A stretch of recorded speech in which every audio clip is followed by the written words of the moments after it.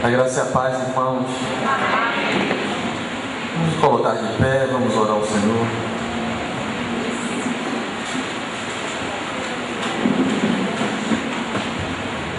Feche os seus olhos e ore a Deus. Pai bendito, nós estamos aqui na Tua presença, Senhor, por meio de Jesus. Queremos Te bendizer, meu Pai, pelo dom da vida, pela Tua salvação, meu Senhor, que nos alcançou. Obrigado, Senhor, porque o Senhor tem cuidado de cada um de nós. Visita-nos nesta noite, Senhor, e fala aos nossos corações. Faz com que, Senhor, aqueles que estão com o coração duro, amargurado, morrendo em sua alma, possam olhar para o alto. Que os seus olhos carnais se dissipem, que possa abrir os olhos espirituais e olhar que o Senhor é absoluto, o Senhor absoluto sobre todas as coisas, digno de ser adorado e reverenciado, mesmo que a terra se mude, que os mares se acabem, mesmo que as montanhas não existam, o Senhor é Deus e digno és da nossa adoração. Aqueles que estão com o coração alegre, preserva-os assim, meu Pai. E que a Tua palavra seja penetrante em nossos corações nesta noite. Nos ajuda, Senhor. Nos ajuda em Cristo Jesus. Ó Deus, adorarmos ao Senhor com todo o nosso coração, com toda a nossa alma, com todo o nosso entendimento. Nos ajuda, Senhor, a sermos servos do Senhor, independente das circunstâncias.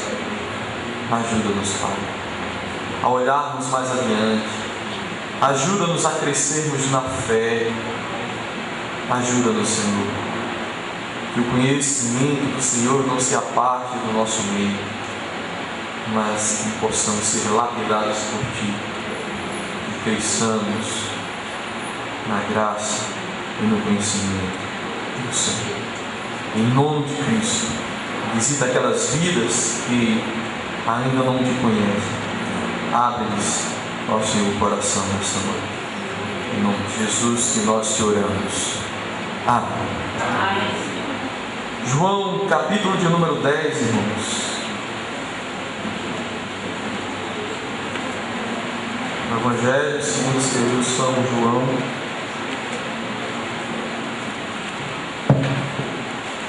capítulo de número 10.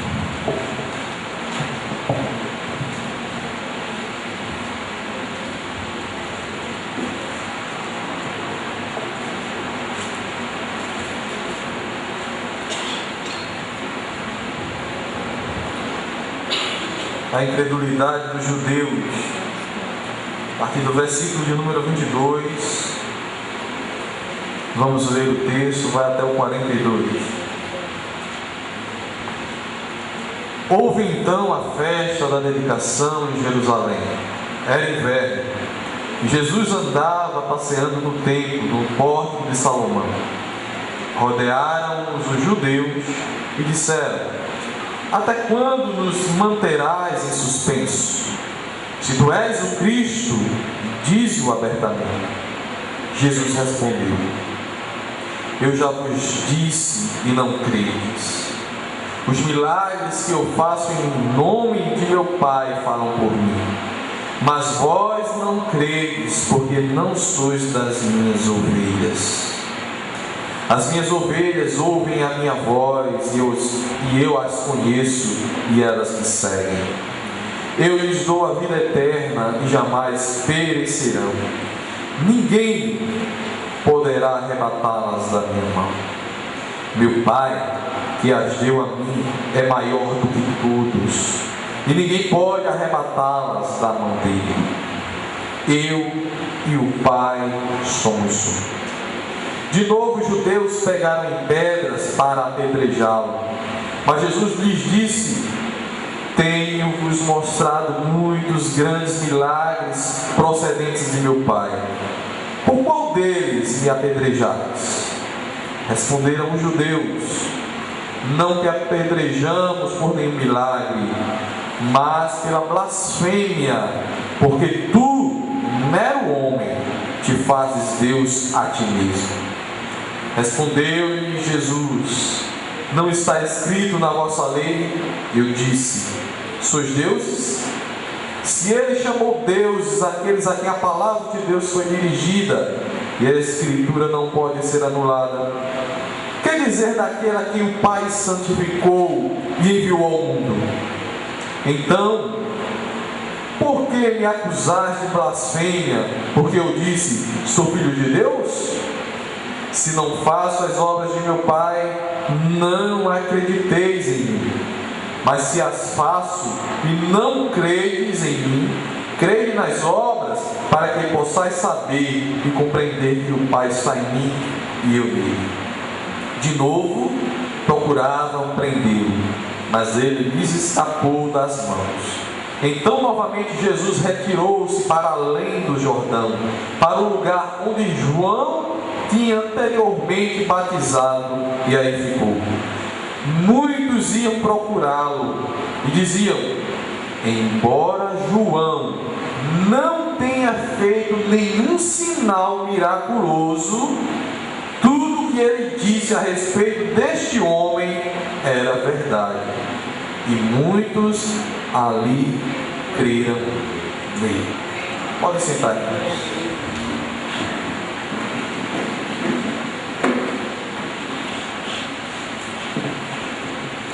Meus irmãos, nós estamos aqui diante de um texto em que o apóstolo João faz questão de relatar um episódio em que se demonstra a incredulidade dos judeus diante do Messias, do Cristo, do Filho de Deus. João mostra a natureza de seus corações, em que, mesmo debaixo de uma rígida religiosidade, eles não conseguiam enxergar a verdade de Deus.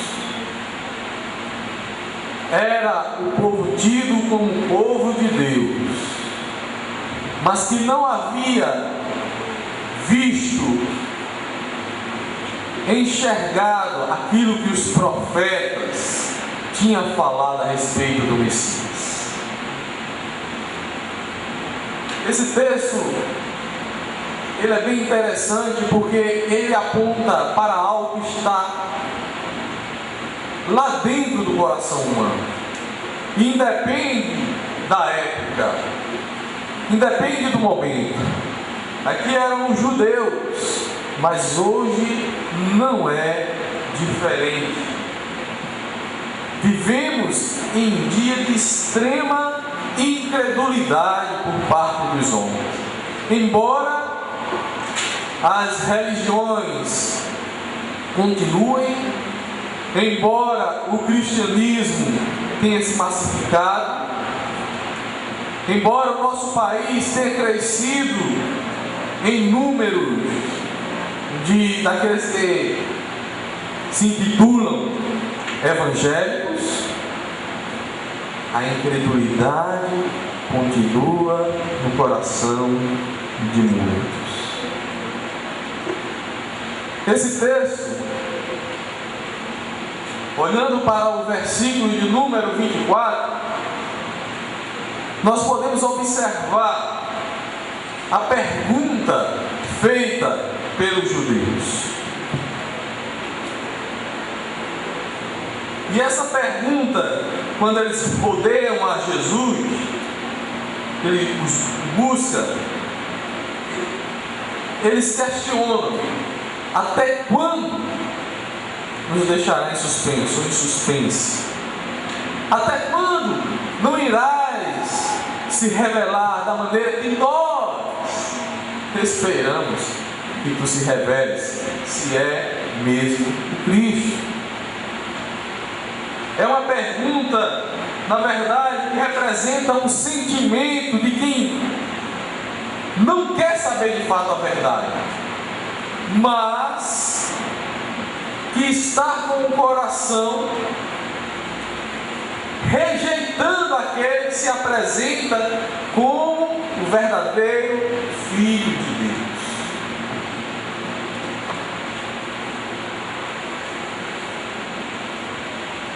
As pessoas têm mudado de religião, mas não têm olhado para Cristo como Filho de Deus. As suas atitudes, como se movem, o que fazem, é movido pelo contexto religioso e não pela visão que tem do Filho de Deus.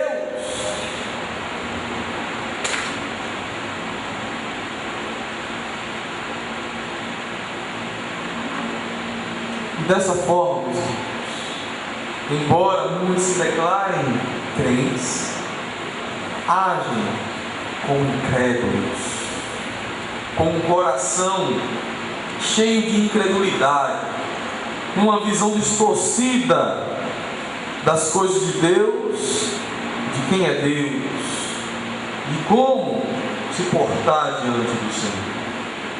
Esses judeus aqui, eles se apresentam perguntando: até quando nos manterás em suspenso? Se tu és o Cristo, dize-o abertamente. A resposta de Jesus é muito clara a esse respeito. As suas palavras, as suas obras testificavam de quem ele era. Porém, eles simplesmente, os judeus, o ignoravam por causa de sua religião cristalizada. Vejam o verso 25, quando Jesus diz: eu já vos disse. Vocês querem saber o quê?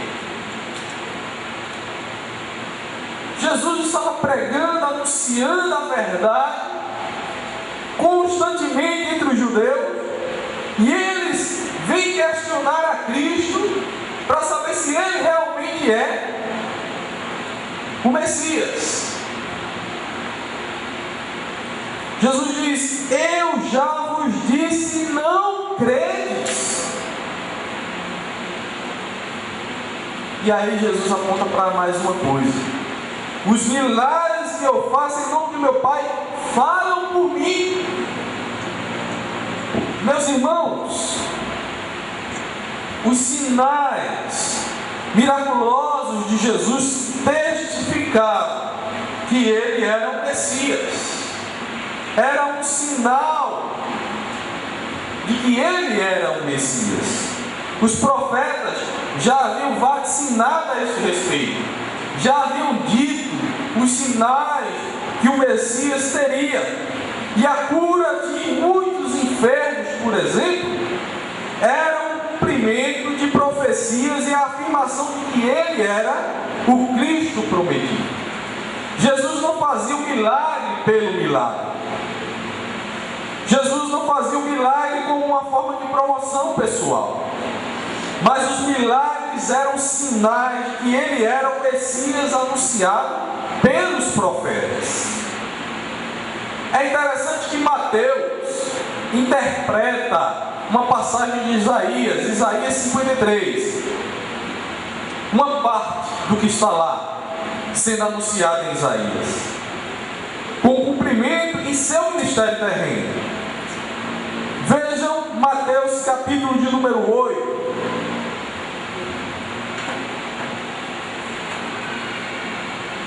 A partir do versículo de número 14.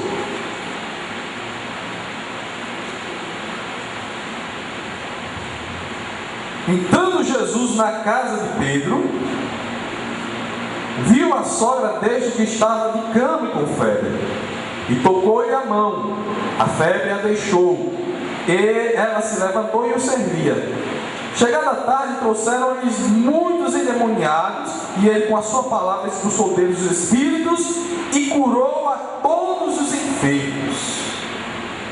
Agora veja o que diz interpretação inspirada. Isto aconteceu para que se cumprisse o que fora dito por intermédio do profeta Isaías. Ele tomou sobre si as nossas enfermidades e levou as nossas doenças.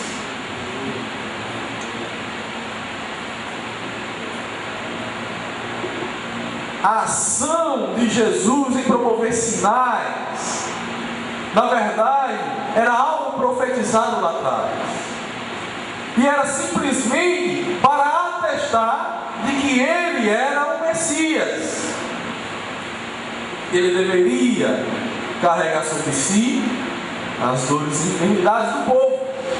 E ele saiu curando muitos, para testemunho de que ele era aquele que veio da parte de Deus. Mas os judeus desconheciam, em sua incredulidade, essa verdade revelada pelo profeta Isaías. E Jesus, ele põe isso em rosto diante dos judeus.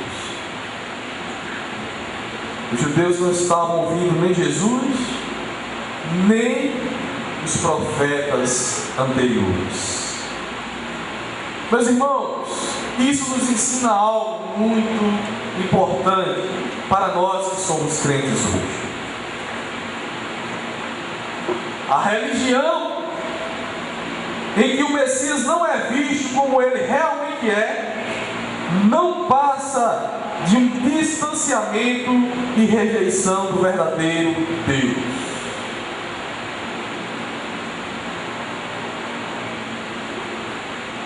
Jesus, diante desses judeus, tinha um impasse.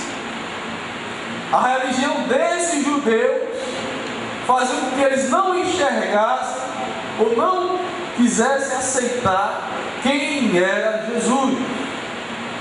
É por isso que vocês vão ver no próprio texto os judeus acusando Jesus de blasfêmia. Blasfêmia. Eu e o Pai somos um, disse Jesus. Embora o que Jesus tinha pregado fosse verdade, e os judeus tinham ouvido isso, embora os sinais miraculosos de Cristo fossem reais, eles tivessem testificado e enxergassem que isso era sinal do Messias, o que Jesus estava dizendo, ser Deus ou ser filho de Deus, era demais para a religião dos judeus. Blasfêmia, disse eles. De novo, os judeus pegaram em pedras para apedrejá-lo. Em tempo de ecumenismo, em que se propagam que todos os caminhos levam a Deus, esse texto vem nos dizer claramente que não é bem assim. Toda e qualquer religião que não enxerga a Cristo como Deus único e verdadeiro, erra no caminho. No caso dos judeus, tentaram apedrejar, depois o crucificaram mais à frente. Hoje não seria diferente, embora de outra forma. As pessoas que têm uma religião, meus irmãos, que não aceitam Jesus como Deus, mas como um bom homem, cai no erro dos judeus. E cai no erro que foi declarado por C.S. Lewis, em que ele diz: estou tentando impedir que alguém repita a arrematada tolice dita por muitos a seu respeito, a respeito de Jesus. Estou disposto a aceitar Jesus como um grande mestre da moral, mas não aceito a sua afirmação de ser Deus.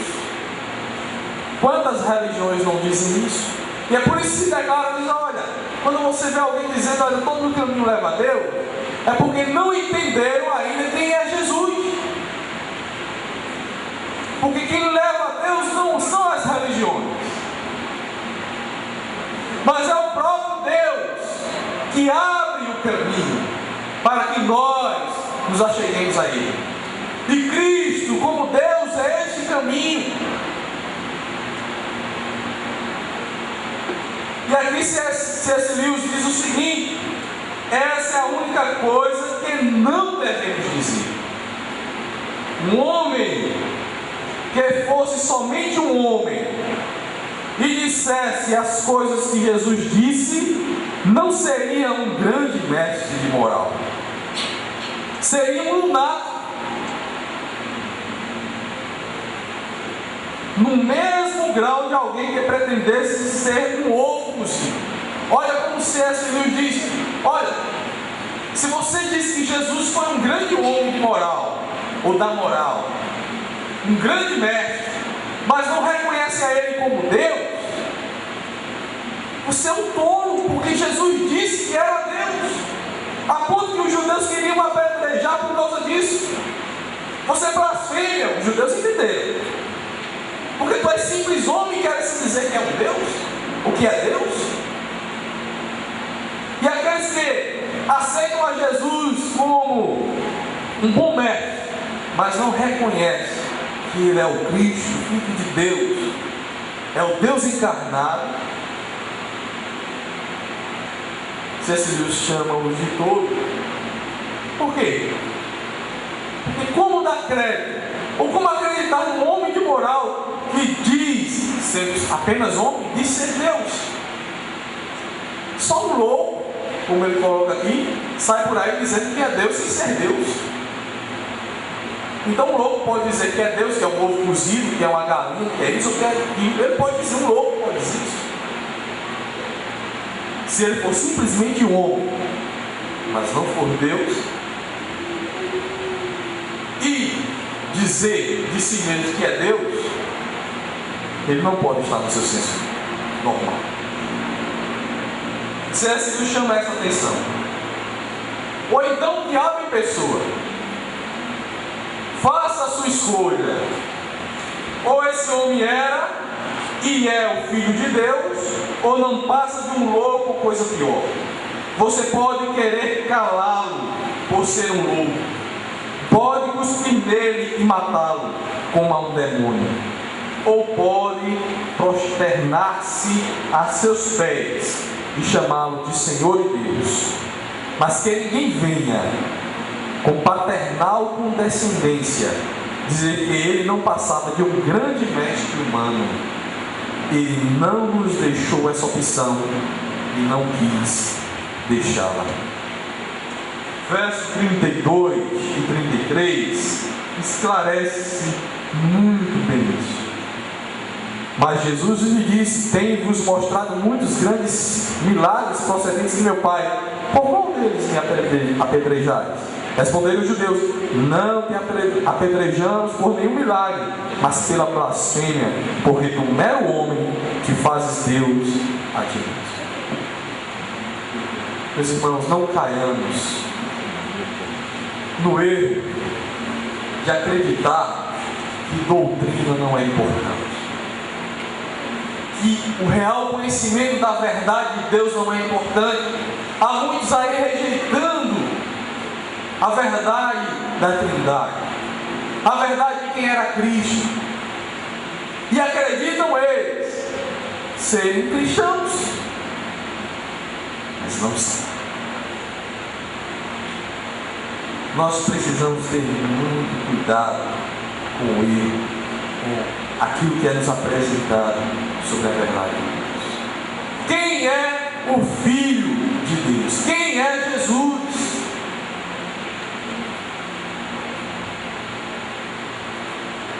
E aí vem a pergunta: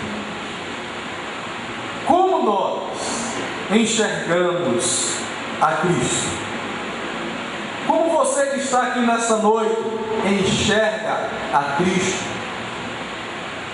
Em meio a tanta religião, em meio a tanto ensino, em meio a tanta doutrina, como enxergaremos o verdadeiro Cristo? Como? Eu diria que, se você fosse depender dos pregadores, de mim, qualquer pastor, qualquer pregador nessa terra, você estaria totalmente perdido. Como crer que essa mensagem é verdadeira e esta é falsa? Como reconhecer a verdade e reconhecer o erro? Graças a Deus que está nas mãos do Senhor isso. Eu recorro a uma outra frase de C.S. Lewis. Ele diz o seguinte: quando se trata de conhecer a Deus, toda a iniciativa depende dele. Caso ele não queira revelar-se, nada do que façamos nos permitirá encontrá-lo. Recorro agora ao verso de número 26 e 27. Mas vós não credes, porque não sois das minhas ovelhas. As minhas ovelhas ouvem a minha voz. Eu as conheço, disse Jesus, e elas me seguem.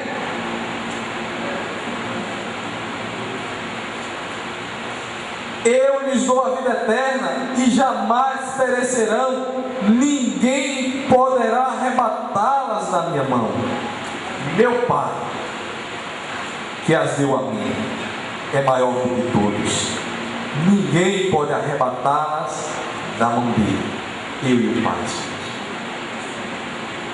Meus irmãos, Jesus revela aqui uma verdade profunda aos homens e traz um conforto à sua igreja, ao seu povo, aqueles que creem. Graças a Deus que, embora muitas coisas que viessem a nos trazer incredulidade nos rodeasse, algo mais profundo penetrou em nossos corações. Algo mais profundo foi lá e mexeu conosco, a ponto de enxergarmos além do horizonte, além de uma visão humana, carnal. Nós conseguimos enxergar o Filho de Deus. Mas muitos ainda estão cegos, como estavam os judeus aqui, porque estão enredados em sua própria religião ou em sua própria religiosidade.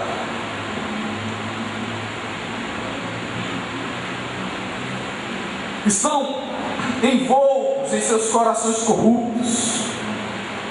Jesus deixa claro que aqueles homens que não criam nele não eram suas ovelhas, por isso não podia ouvi-lo. É impossível, meus irmãos, que o homem, cercado de suas próprias invencionices, encontre a verdade por si mesmo. No seu coração reside o mal. Em suas astúcias delineiam suas próprias divindades para serem conforme o desejo de seus corações corruptos. E nós, muitas vezes, com os nossos olhos carnais, enxergamos muitas vezes a igreja de Deus como controlada por homens. Nós não conseguimos enxergar além de quem somos ou o que somos. Pode ter certeza que isso nos traz grandes transtornos. Isso nos traz fraqueza na alma. Quando nós não conhecemos a Cristo como Ele é, a tendência é vivermos um cristianismo raquítico, em qualquer vento nos abala, que qualquer vento nos atinge, porque a nossa fé, a nossa incredulidade não faz com que olhemos para o alto, mas só olhemos as circunstâncias. Foi assim com Pedro em meio à tempestade. Em meio à tempestade, os apóstolos lá no mar revolto, a incredulidade os sucumbiu naquele local. Quantos não estão sucumbindo em sua incredulidade? Não enxergam quem é Cristo. É interessante que a gente lê tanto texto, faz tanta leitura bíblica, domingo após domingo nas igrejas. Aí o Salmo diz: quem é o Rei da Glória? Senhor forte, poderoso. Mas nós enxergamos, parece, um Deus que se apequena, que não está no meio do seu povo, que não sustenta a sua igreja, que não reina. Quem é o rei? A nossa incredulidade não deixa de existir. Faz com que o rei se torne tão pequeno que ele não reina.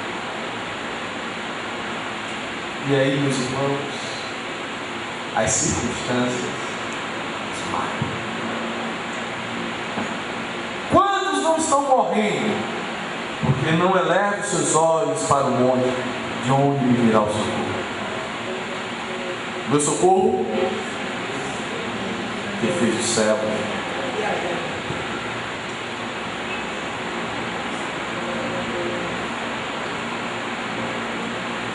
E o que tem que abalar? Quem é o teu Deus e te socorre? Lá fora até se entende, porque os homens buscam apenas mestres da moral, mas nós nos prostramos diante de um Deus vivo e verdadeiro, poderoso na batalha, Senhor absoluto dos céus e da terra. Mas a palavra de Deus conforta o seu povo, dizendo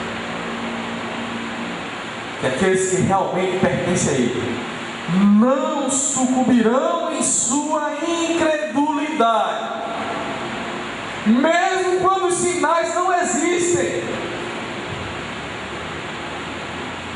porque a ovelha do Senhor independe dos sinais. Independe dos sinais, meus irmãos. Jesus passa ao outro lado do Jordão, encontra-se com outros que o procuram, e esses ouviu falar de Jesus através de João, e João não apresentou a eles nenhum sinal miraculoso, nenhum sinal. Então, verso 40, novamente Jesus retirou-se para além do Jordão, para o lugar onde João tinha anteriormente batizado, e aí ficou. Muitos iam procurá-lo e diziam: embora João não tenha feito nenhum sinal miraculoso, tudo que ele disse a respeito deste homem era verdade. E muitos ali creram nele.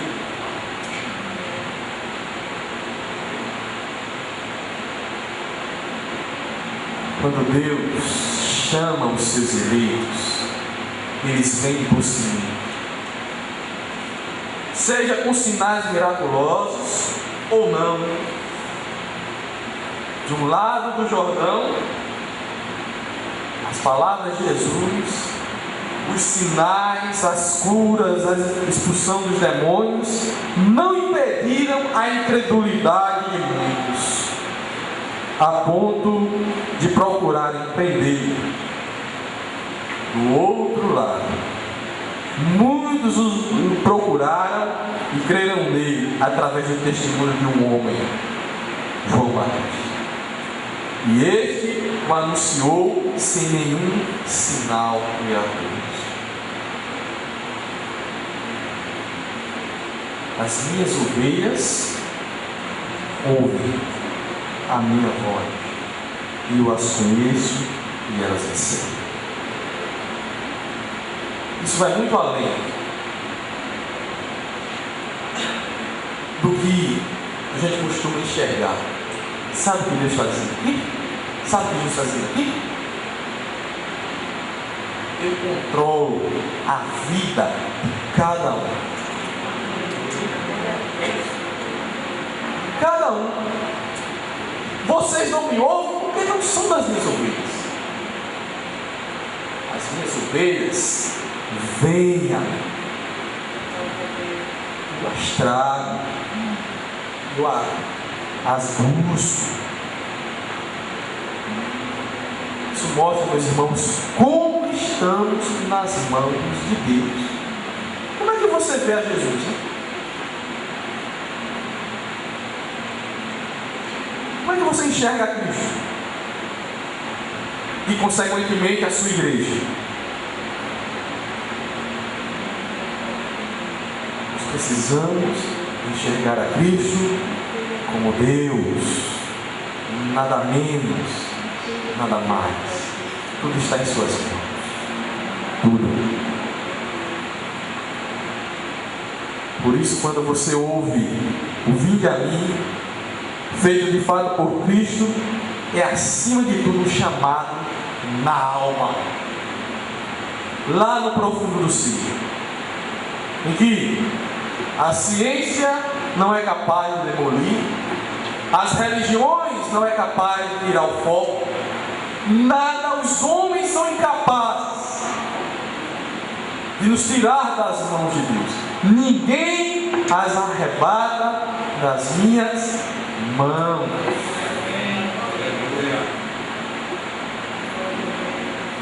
Não vale tratamento, como cantamos aqui. O diabo não tem poder, nada. E Deus é Deus. Um chamado que envolve o ser, que envolve a alma. É o chamado de Deus. É por isso que os religiosos passam. Os religiosos, eles são e não são, mas aqueles que são de Deus, aqueles que olham além dos olhos carnais, eles não morrerão em sua incredulidade. Nós não fomos chamados a participar apenas de uma igreja, mas de sermos igreja. De sermos igreja, isso faz uma total diferença. Qualquer um pode participar da igreja, trigo e joio, mas ser igreja só é pertencente ao trigo. Eu quero encerrar aqui nessa noite dizendo para aqueles que estão envolvidos em uma religião: como você enxerga a Jesus? Quem é Jesus? Nesta noite eu te desafio a se render aos pés do Filho de Deus, porque sem Ele, religião nenhuma te levará a Deus. Que Deus nos abençoe. Amém.